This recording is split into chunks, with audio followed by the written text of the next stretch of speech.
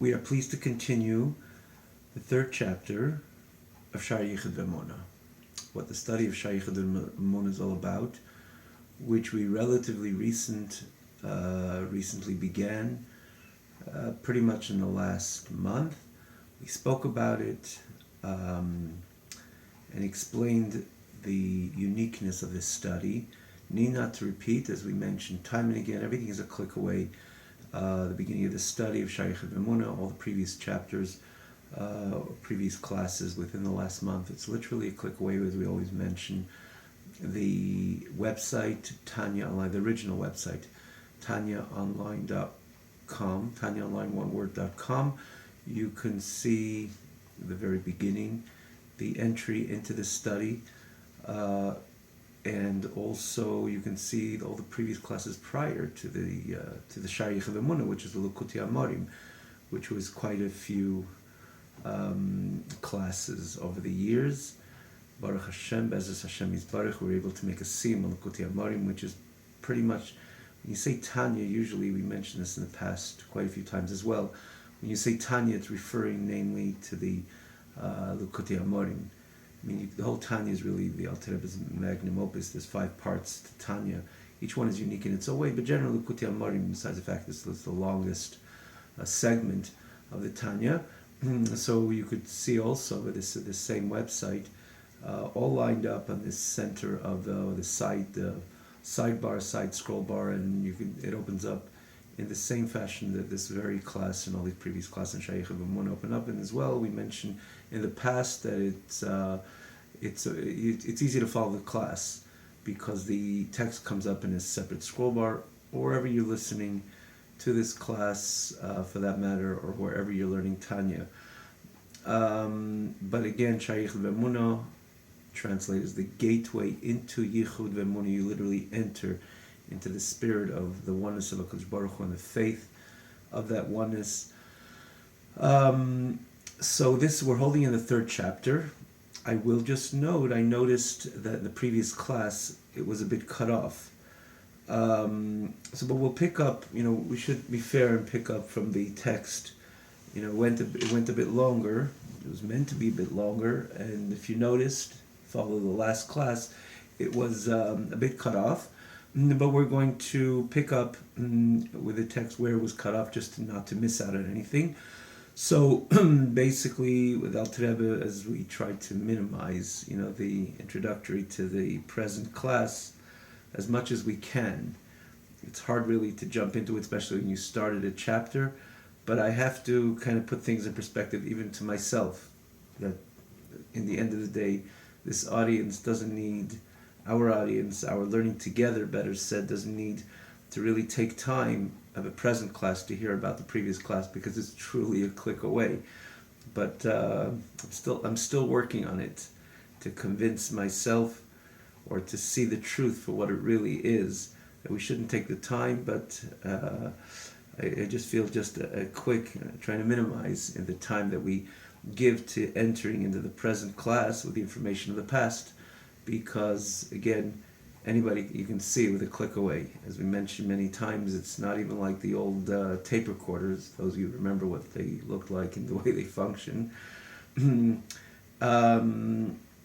That it took, like a minute or something to rewind. Nothing of that, Baruch Hashem, today. It's really a click away. So we try to minimize as much as we can.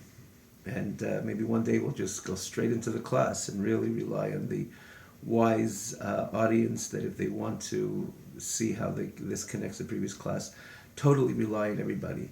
That they're understanding enough that it's a click away, and from that class to go straight into this one, but we're getting there. But basically, the Rebbe says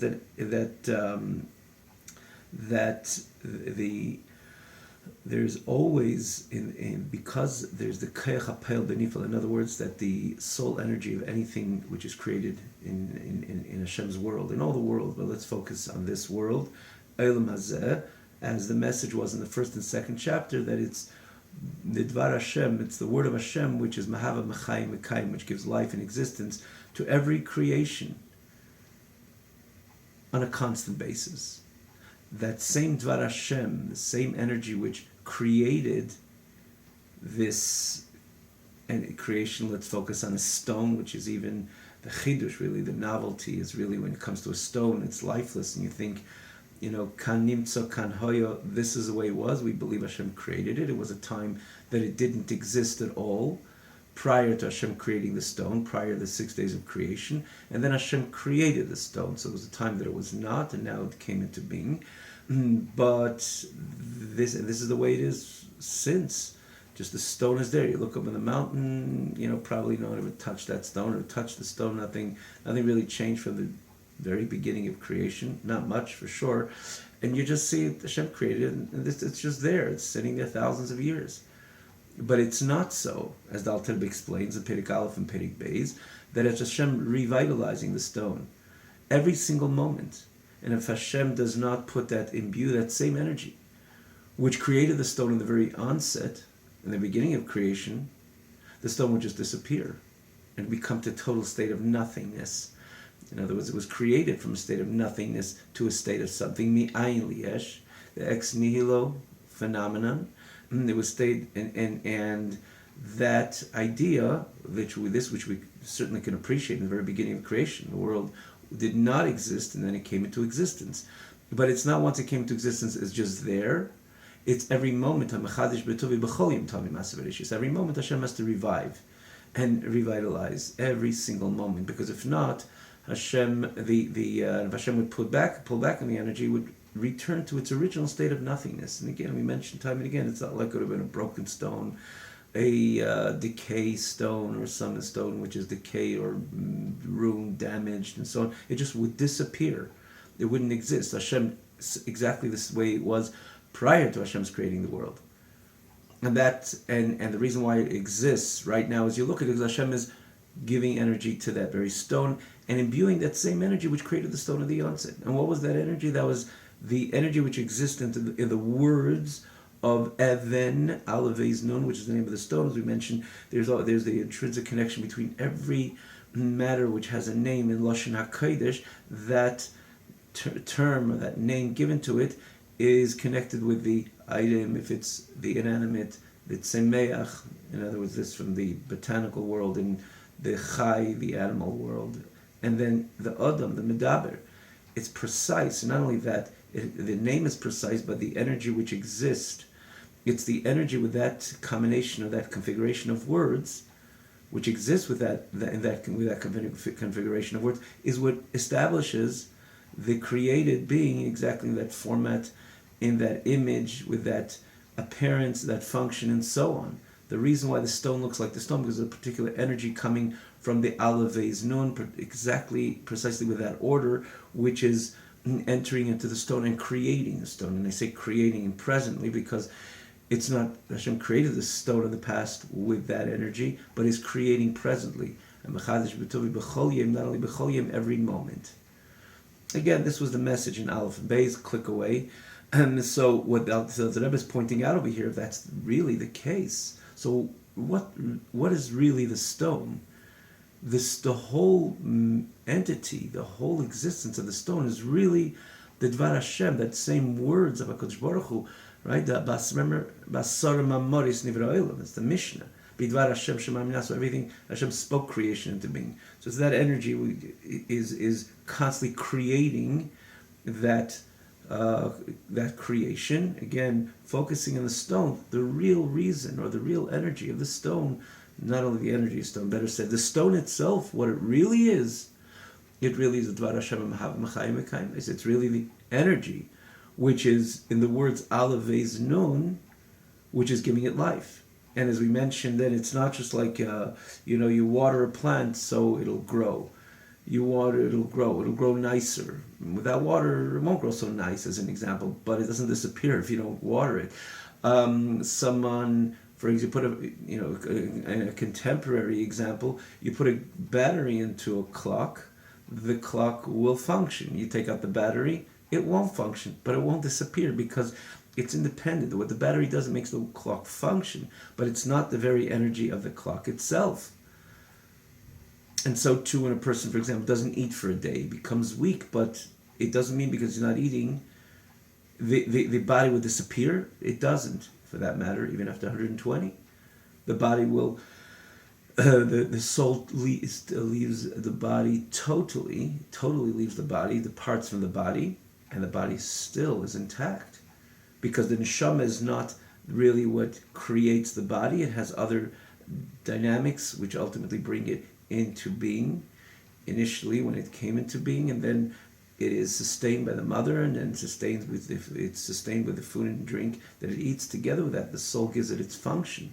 But it's not if the soul departs, it completely disappears. Not so when it comes to every single item within creation. It's the energy which Hashem is vitalizing, is imbuing, is infusing into that. And again, the same example of the stone. That's what's making the stone exist. And if Hashem pulls back, the stone literally turns to a state of nothingness, and there's nothingness at all. This is exactly the same way it was when Hashem created the world in the onset. So what is the stone really? The stone is the Dvar Hashem. The stone is the word of Hashem. The stone is the energy of HaKadosh Baruch Hu. And the question is, if that's really the case, why don't we see the energy of HaKadosh Baruch Hu? Why do we actually see a stone? Because when you look at a stone, and what's this message telling you? And those for you newcomers, it's important to get really the spirit of it in learning the first chapter, the second, as we're holding in the third, to understand this thoroughly. The difference of understanding this thoroughly. It would make a huge difference if going through detail by detail as we navigated through these chapters. Why is it why is it meant to be? Why is it ought to be like that? Maybe Hashem just created the world once and it's just hanging around since. That I could appreciate the whole phenomenon of the ex nihilo in the very beginning of creation, but who says it has to go on in that very same fashion? Learn Perek Aleph and Perek Beis. And now the classic proof that the Rebbe brought from the story of Kriyas Yamsuf, which is a changing, just a modification of one nature to another, not about creating something from nothing, and still the wind had to be blowing on that water in order to stand Kinedu Gechem, like a upright wall, in order for Am Yisrael to cross. And again, look there, you'll see how eloquently the Alter Rebbe brings from this very story of Kriyas Yamsuf. Yet in the end of the day, we must say, we are compelled to say, in another few reasons we gave, the way it's explained in Sfarim of Chassidus and Kabbalah, but again, namely something which resonates and it makes so much sense, that something has to be created, every matter with an Elam Hazeh, because the whole phenomenon of Elam in the face of the oneness of HaKadosh Baruch Hu really doesn't make sense. Remember we mentioned that example of throwing the ball upwards, because everything gravitates downwards. So if you want to do something opposite than its original nature, you have to infuse a certain amount of energy. And the moment that energy dissipates, it'll fall down to the same area where it would fall. So it would gravitate in the same fashion that it would gravitate if you just open your hand and you let the ball fall out of your hand. Because you want to do something the opposite of its nature. And in this case, you can't say nature, because nature, the whole phenomenon of nature began when the world was created. But for lack of a better term, the nature of the matter is that the world doesn't have a place in existence in the face of the infinity of HaKadosh Baruch Hu, Hashem. So the fact that Hashem, that it exists, is because Hashem is constantly revitalizing creation, like that energy which goes in is infused into the ball, which that turns the ball to fly upwards contrary to its nature, and then that dissipates, it goes reverts straight back to its very nature. And the same thing, if Hashem would not constantly create Elam Hazeh, everything would revert back to its state of nothingness. And again, when we say nothingness, not only it wouldn't blossom and it wouldn't function, it wouldn't carry out its best production, but it just simply would totally cease to exist. So what the Rebbe is getting at, so what is it really? So that's the case. If you look at a stone, it's really the Dvar Hashem, it's the energy of God, which is creating a stone. So why do we see that? Why do we see the stone? Why do we see the stone, the tree, and everything else in Elam Hazeh the way it is? Or the idea that we have to learn Tanya to see, to gain clarity in our perspective, the way we look at any matter of Elam Hazeh. That when you look at a stone, you don't know it's just not just a stone. Hashem is right now saying, when we speak about this word that Rebbe said, well, Hashem is really saying l'chaim to the world on a constant basis. We mentioned that famous talk of the Rebbe, Simchas Torah, I believe it was Tafshin Mavav. In essence, that Hashem is saying l'chaim to the world because Hashem doesn't say so. Every moment, everything would turn to a state of nothingness. So why do we see the world in that, why don't we see the truth, the way things are? In other words, the truth of the matter is, even the stone when it is, it's really not. What it really is the Bar Hashem. It's the word of HaKadosh Baruch Hu. So this is when we left off, or was cut off, as we just mentioned. He says, Aval, when we continue on 2, 4, 6, about 8 lines from the top of Perek Gimel, Aval Rishus line leaders, and the whole reason again, as we mentioned, because Hashem kind of pulled away the permission, or he didn't give the ability for the human being to see the truth of things the way they truly are. We gave a few examples. One example of Teda Semes, as you can see in the last class, a story which, a very classic example, which demonstrates this idea of something existing in the man's eye. It wasn't given the ability or the permission for man to see this which really existed. In this case also, Hashem doesn't allow us to see the emes. Doesn't take away the fact that this is the emes. And remember we said, Mashiach will come and all that is Deus Hashem, we will see the emes the way it is.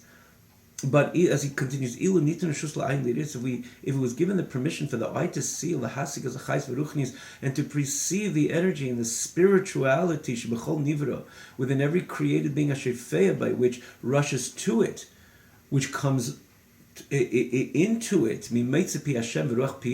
from the mouth, of the energy of Hashem's mouth and the spirit of Hashem's mouth, which is again the words which emerges from HaKadosh Baruch Hu's mouth, which becomes the energy of that particular creation. How would we be able to see it? We would truly not see the physicality of the creation, its mundanity, its tangibility, its palpability at all. Because the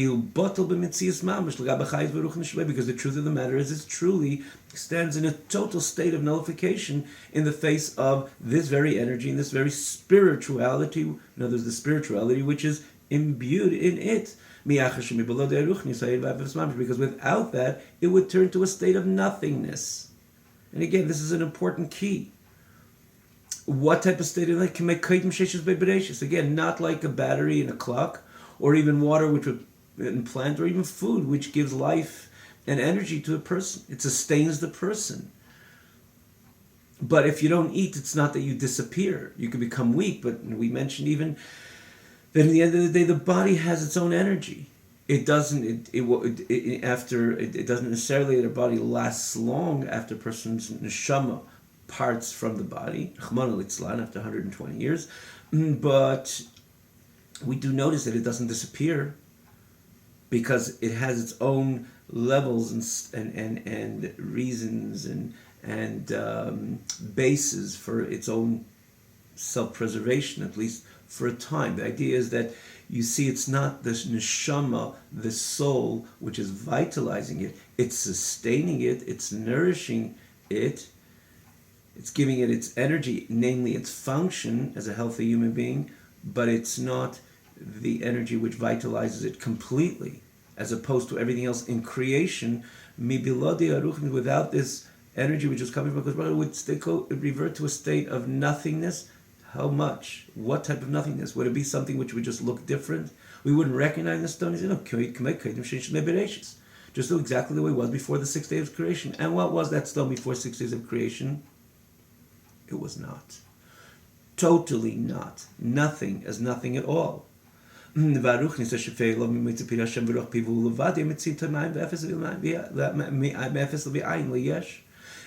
spiritual energy which comes from the mouth of Hashem, in other words, the talk of Hashem, the spirit of Hashem, that's solely this which brings it from a state of nothingness to a state of something. In this case, to the state of the stone. And it gives it life, and it gives it effort, energy. In Cain, if you, as such, Efes Bilade Mamash, what kind of conclusion do we thus come to? That there's nothing else other than the Dvar Hashem, which is Mahava Machai Mekayim, I say, other than the word of HaKadosh Baruch Hu, that energy which gives it its mere existence. And here the Alter Rebbe is going to go off with a mashal to understand this. We'll try to say it orally, and then we'll try to see it in the text. Alter Rebbe says something very interesting, that the reason why we don't see it doesn't change the fact that it has its own independent existence. It doesn't. And I don't mean independent existent, chas v'shalom, there's nothing independent other than the power and the forces of HaKadosh Baruch Hu, but rather I say independent energy and in existence, meaning that it's just kind of is because it was there 5 minutes ago, and 5 minutes ago it was there because 5 minutes before that, till tracing back to the beginning of creation. No, it's there right now because Hashem is creating it. And therefore, the soul energy, or the whole soul makeup of it, is the Dvar Hashem. And if we would have the ability to see the way things the way they are, that's the only thing we would see. Not because we would see something else, because we are spiritual people. Because we would be able to see the truth of it. You remember we spoke many times of Emes Hashem La'elam, that's part of the Avodah of the Yid, to reveal that very truth which inherently exists within creation. Now, it does say that a Yid does Torah mitzvahs, he stirs up and he's able to draw a deeper level within HaKadosh Baruch Hu into creation. But that's one idea, but another idea is to reveal the Emes Hashem La'elam, meaning to say the truth of the matter is, it is already the Dvar Hashem. And the Avodah of the Yid is to reveal, to bring out and bring about that awareness that in the end of the day it doesn't have its independent existence. And again, not independent is that it receives energy from elsewhere, but independent in the context that it's not just there because Hashem created this in the 6 days of creation. It's there because Hashem is right now giving it chayis. And we had the ability to see it, that's the only thing we would see. And the only reason why we don't see it in that manner is because Hashem decided we're not going to see the way it is till Mashiach comes. Like the pasuk says, Molar is Deus Hashem. We explained again last week, like water covers the ocean bed. And you look at water, what do you see? You see the water, you see this which gives energy to the bruyim shebiyam, to all creations of the water. Again, you could see it. We took the few moments to elaborate this word to Molar is Deus Hashem, which is one of the important prophecies which will unfold when Mashiach will come. So there's the simple idea that the world will be full with the knowledge of HaKadosh Baruch Hu. In other words, the presence of HaKadosh Baruch Hu will be evident. It would be felt. Yakiru v'yedu kol ish v'sev yakiru. They will recognize not only knowledge but recognize and appreciate and it would be a sensation for the entire world. They would literally sense the godly reality. And that's again synonymous with the with the prophecy and promise of Hashem.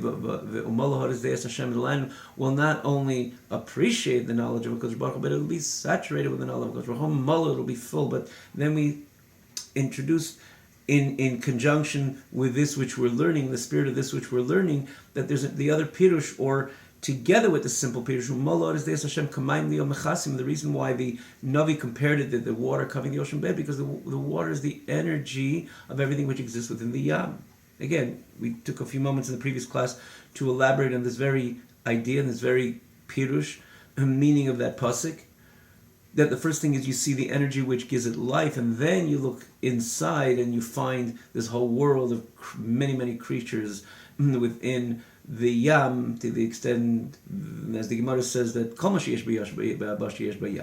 whatever is on dry land is as well has its counterpart in the waters. But what do you see first? You see first the energy which gives it life. And again, you can see there, not fair to us to repeat this, but this is the point, that when Mashiach will come, we will see the truth. Now we can see it, but it doesn't change the fact that that's the only thing which really exists. Famous expression of the Alter Rebbe. At a certain point, I heard it, he was speaking about it by the Shabbos meal, he spoke about the fish. He says, I don't see the fish, I see the Dvar Hashem, which is Mahava Machaya. The fish, I heard it in a different version, that he was looking at the beams. He says, I don't see the beams, I see the godly energy which is vitalizing, which is giving it chayas. And Alter Rebbe, the last one which would ever speak in terms of exaggeration at all, needless to mention. He was the Alter Rebbe, and he said it, he divulged it, because that's the way it was. And ultimately, he had the eyes to see the truth, the inherent truth within which exists within any part of creation. He probably saw more, not only the beam, he saw everything, but he happened to divulge by that, but setup, he just said to his Talmidim for the reason he had to say it then. Because that's the truth. To the contrary, the question is, why do I see a table, a chair, a stone, a tree? Why do I see that? Why don't I see the truth? And here the Alter Rebbe goes into a whole mashal, beautiful example. And he says like this, he says, if you look at the sun, when you appreciate the sun, do you appreciate the ball of the sun? You know, you open your bag, oh, the sun was in my backyard, the sun was not in your backyard. Besides the fact it would be a little too hot for the sun to be in your backyard. As we know today, we see the The more we get closer to the Yemei Mashiach, we see the brilliance which in creation even again from the scientific perspective and point of view, you see how science generally is the last few generations. Again, as we get closer to Yemei Mashiach, this emes Hashem la'elam, every part of the elam, including science, is very much adjusting with the word of Torah ultimately. But the accuracy of the HaKadosh Baruch Hu created, or the existence and the ability of a world like our planet to function and exist the way it is, it's nothing else than hundreds of thousands and millions and beyond that miracles which are simultaneously happening. And again, there's a study a bit of science to see that precision which allows life on our planet. We didn't discover any other life on any other planet, not as of yet. But the idea that it can exist, the smallest things would be different. It wouldn't be able to exist. But again, not to go into it now, but we're talking about the sun. We famously know the sun is a little lower, the world would be consumed into the heat of the sun. A little higher, the world would freeze. It's in a perfect spot. And again, there's a bit of fluctuation, very little. Not to go into it now, understandably. But when you say the sun was just in my backyard, open the door, the sun was not in your backyard for a number of reasons. But namely what you're trying to say is that the sun is shining. You open your door and you see the sun is shining, the back or the front, wherever it is. But what are you appreciating? The warmth and the light of the sun. It's not the sun itself. It's to the contrary, the sun, the ball of the sun ends at a certain point, and then the ray comes from the sun and would shine, would warm the planet up. And again, that particular warm day that you're appreciating is coming from the ray of the sun. Not the ball of the sun, but it's the ray. To the contrary, the ball stops. In other words, there's an end to the ball of the sun. Whatever would be considered the end is a different story, but in the end, there is an end to that, and then the ray begins to come off that very sun, the ball of the sun, the luminescent, which is the sun, comes to a stop. Then the ray from the sun is which warms the climate and makes it a warm day, or brightens up the world. And in this case, you walk out and there's a beautiful sunny day. It's the ray of the sun which is doing all that. Now, when you look at the ray, if it's able to function, and not only function, but produce and be so effective, bring so much warmth to an important part of the planet, and so much light to an important part of the planet, right? At least it's not the entire planet at once, but it's such an important part of the planet. Again, eventually it brings light to every part of the planet. But if it has that ability to do and to produce such important measures of productivity, and in this case the warmth, the brightness, this ray makes the plants grow. This warmth of the sun makes the plants grow. And many, many other ideas. Again, medicine and scientists, everybody will tell you how the sun contributes to the planet.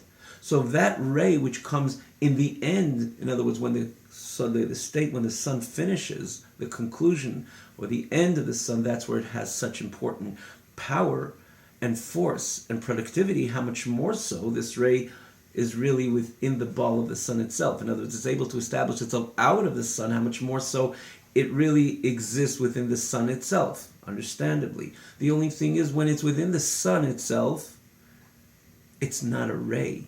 What it really is, it's there in its full measure, but it loses its identity 100%. There's no ray of the sun within the ball of the sun, because within the ball of the sun, there's only the sun itself, solely the sun itself.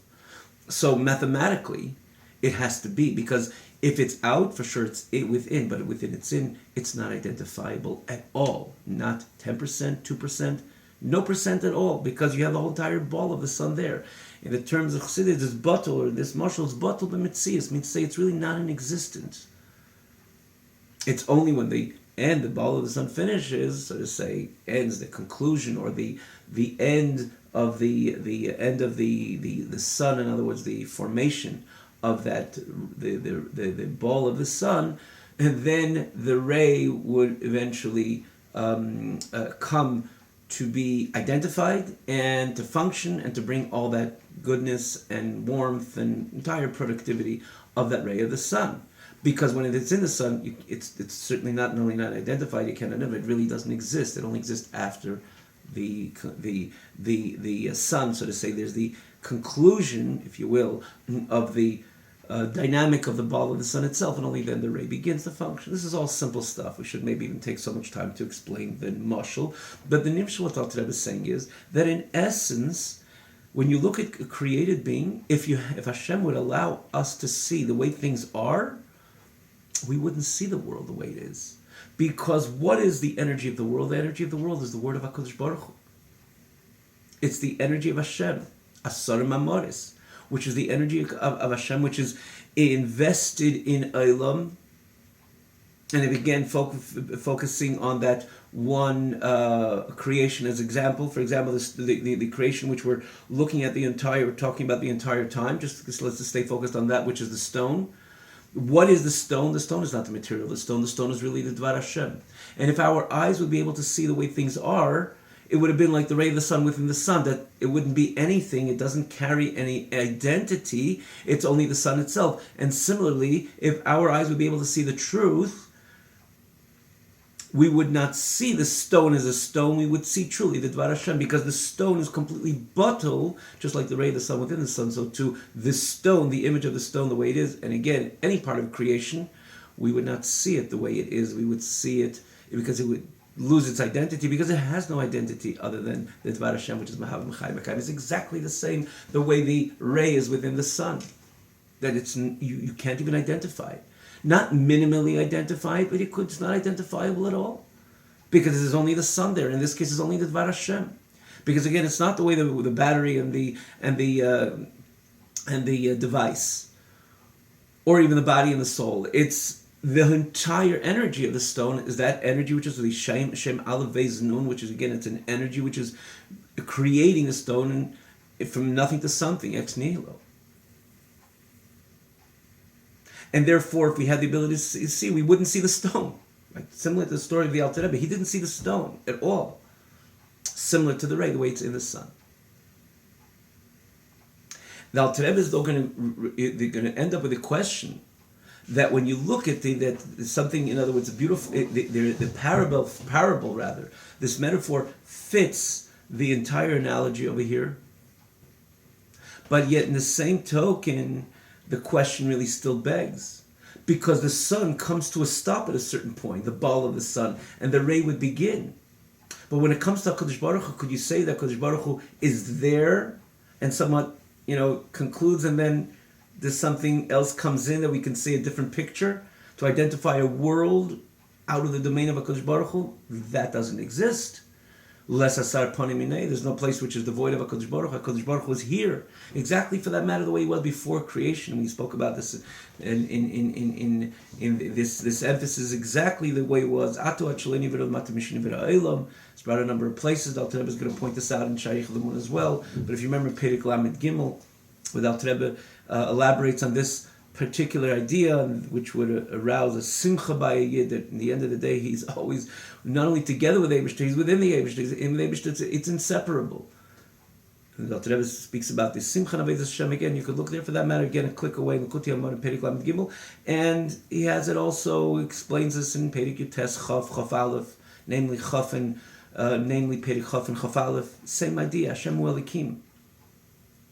So but in this context, it's the same idea, the same message, but the point of this in this context is that in the end of the day, less aside punishment. There's nowhere you can say that something comes to a stop and therefore I'm able to see the creation the way it is. Just like when the sun comes to an end, you start identifying the ray. But there, the sun comes truly to an end. The sun doesn't occupy the entire space of the universe. It has its space and it has its place. It's very big, very large. The Alter Rambam writes 167. I believe that's the number that Rambam gives. Grander, bigger than this planet that we live in. Very big, but it doesn't occupy the entire space of the universe even.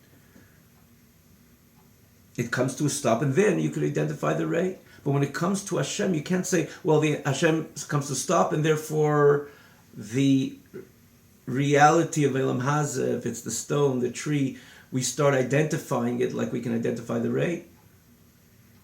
By Hashem, there's Hashem less aside upon there's no place which is devoid of HaKadosh Baruch Hu. So everything is within the reality of Hashem. Similar to the ray within the sun, as we mentioned, the ray within the sun, you can't identify it at all because it's only the ball of the sun is there. So why can we identify the world the way we do? What is the reason for this? How is it even possible to see a stone and say, look, I see a stone?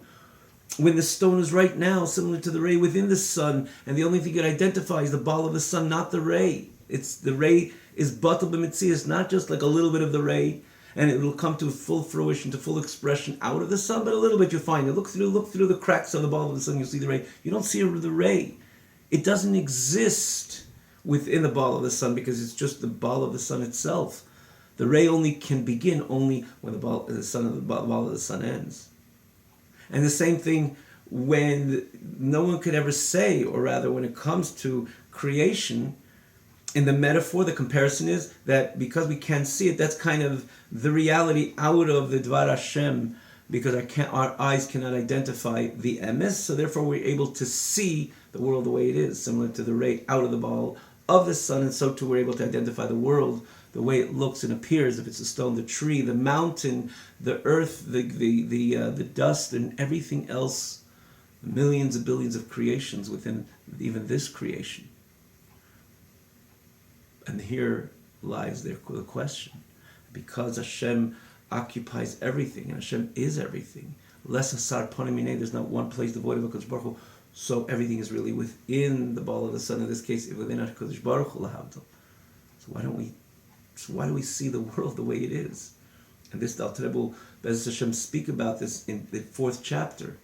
And so to say, give us a clue into this mystery. And again, the mystery, why don't we see? Why can't we see? Why is it that we see a world when it's truly not? And why do we see it as an is entity?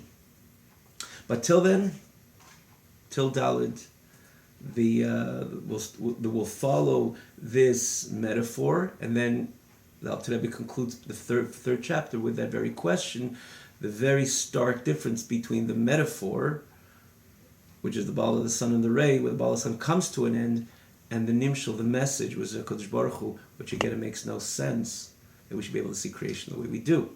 So let's see it in the text. Now we'll try to run through it a little bit, because let's see if maybe, I don't know if we can finish. It'd be nice if we concluded this chapter today.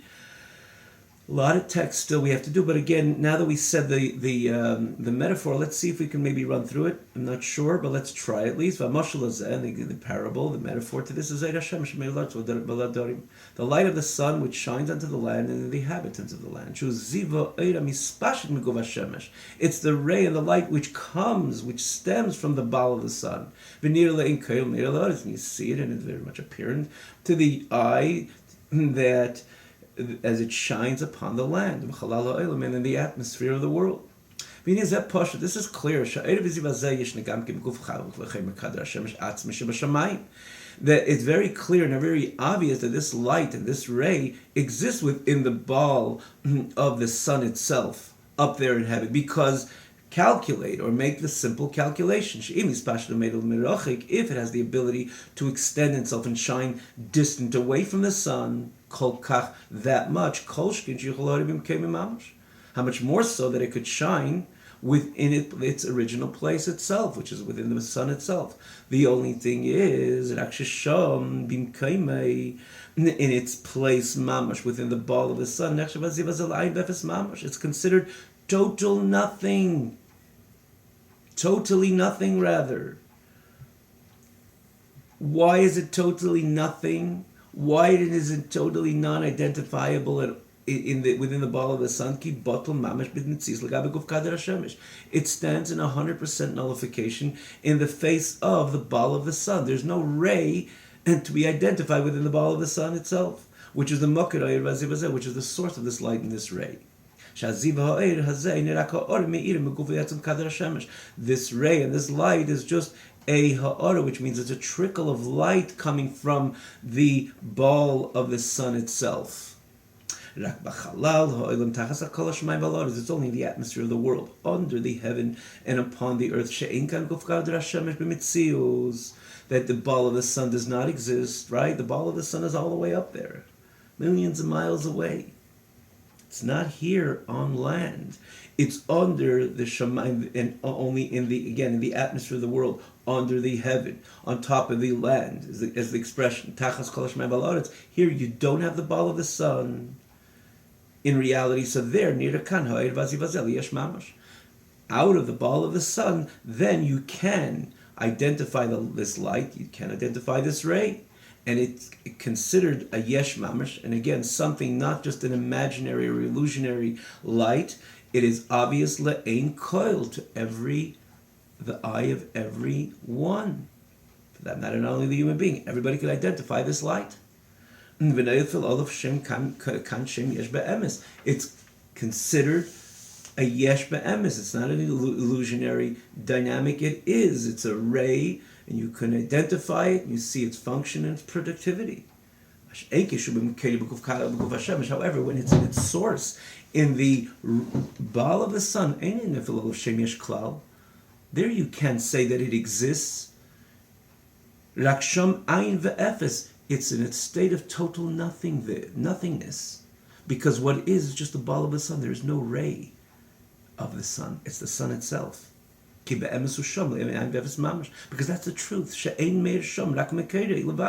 Because what shines there within the ball of the sun is just its source, which is the body of the sun, which shines. That's all what exists. There's nothing other than the ball of the sun. There is no ray there.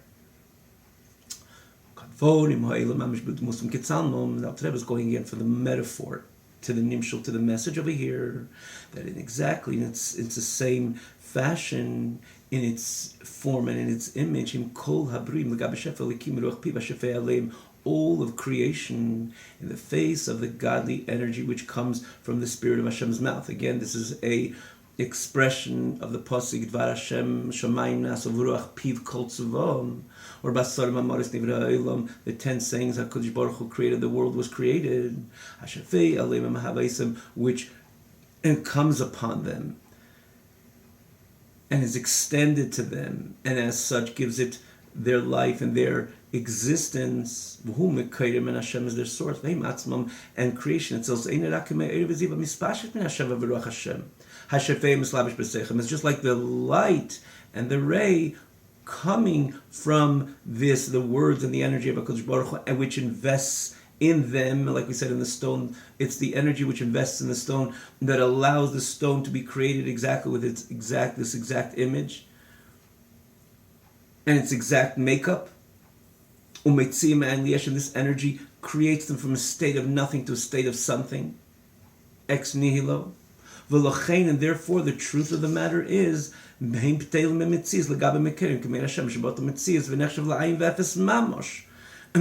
essence, because right now the energy of HaKadosh Baruch Hu is right now creating it, and it's creating it and get in a state from ayin liyesh. So really, even when it is, it truly is not.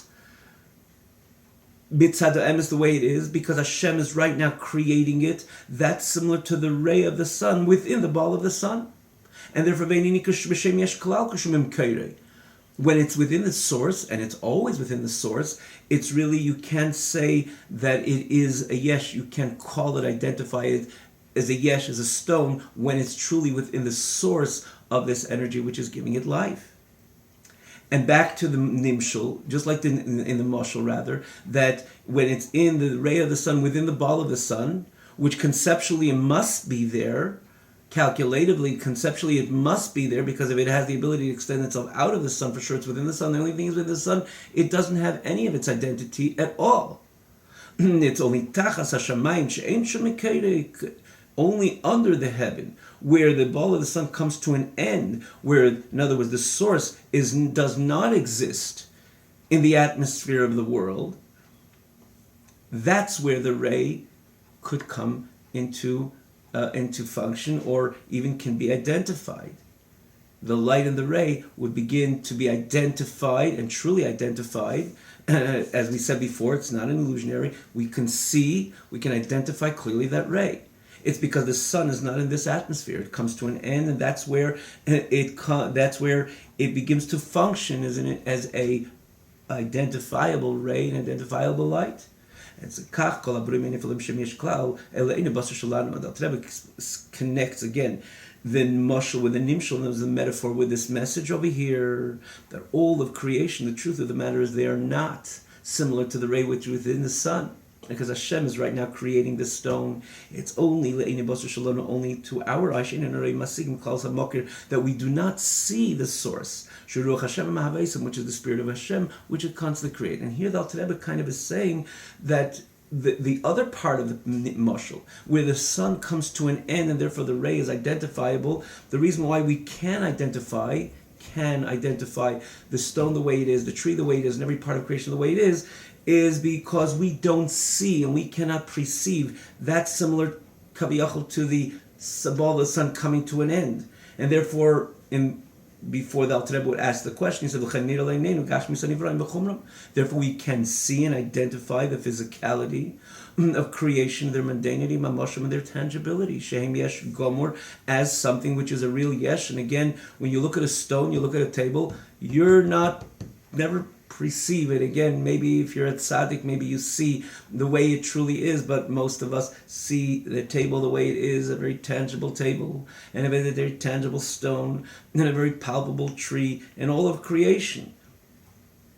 It appears to us there is a yesh gomer, just like the Eidash Commissioner Eid Hashem is yesh gomer, just like the ray of the sun. And there's a truly yesh gomer, it truly is identifiable when it's not within the source. Here the Alter Rebbe concludes this chapter with this question. He says here, the parable, this metaphor, is not similar to the message, to the information we're learning about over here. Apparently. In the parable, in the metaphor, the source, which is the ball of the sun, is not in the atmosphere of the world. It's on the land. And therefore, therefore the light, the ray, could be seen as a true yesh. In other words, truly identifiable.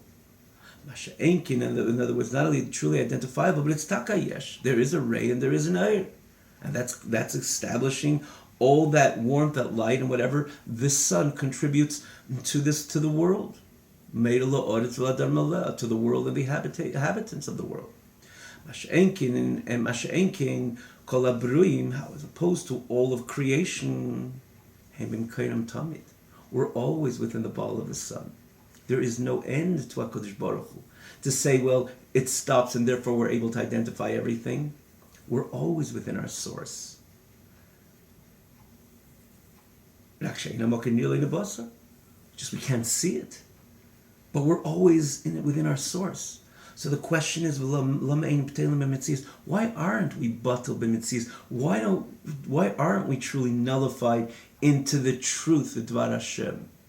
It's like someone's going to say, I think I have a way to find the ray of the sun within the sun. I know it exists within the sun, and I will show you, and I will point out that, look, within the ball of the sun, that's the ray, and that's the shine, that's the ray. No, you can't. Anybody will try, they'll find nothing. It's only the ball of the sun. As we mentioned, it's not just like 80% nullified and, try to find some 20% or 10% or 2% of it. There's nothing there. It's only the ball of the sun.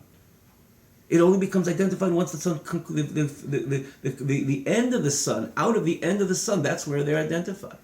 And the same thing, we are always within our source. There's nothing else of that stone or any part of creation other than the Dvar Hashem, the word of HaKadosh Baruch Hu, which is Mahava Machai Mekayim, which is giving life and existence. So we are always within our source. So why aren't we batel b'mitzias? Why don't we stand with a full extent of nullification, just like the ray of the sun would stand with a full state of nullification, what's in the ball of the sun? To understand this, we must preface, and the Alter Rebbe is going to take us into a very important world, Perek Dalet, with very important information, which will explain us why we don't see it. But in the end of the day, together with the explanation, or maybe even perhaps because of the explanation, in Perek Dalet, we will ultimately appreciate the fact that if we focus in enough, with proper attention, proper meditation, and proper pondering, even the human eye, namely the sensory eye, will truly be able to identify the emes, Hashem la'olam. Have a wonderful night.